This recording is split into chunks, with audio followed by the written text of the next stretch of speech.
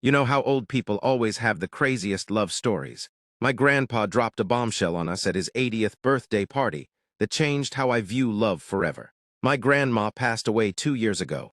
They were married for 50 years.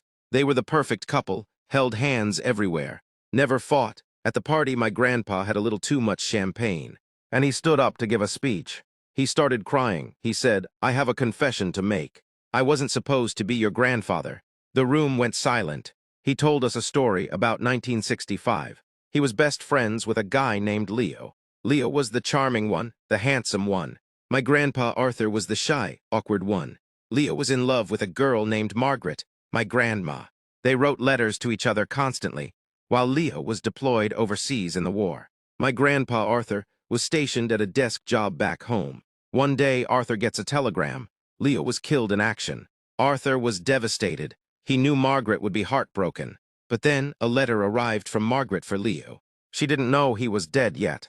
In the letter, she wrote that she was pregnant, and she was scared, and she needed Leo to come home and marry her. Arthur made a decision. He didn't tell her Leo was dead.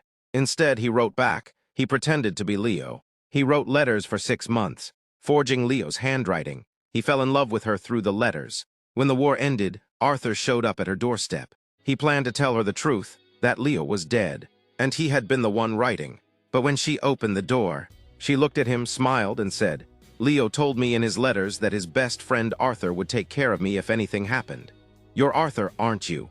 She knew Leo was dead because the official telegram had arrived months ago. She knew Arthur was forging the letters because the handwriting was different. She let him do it because she was lonely, and she fell in love with his words, not Leo's memory. They got married, raised Leo's baby as their own, my dad, and never spoke about it for 50 years.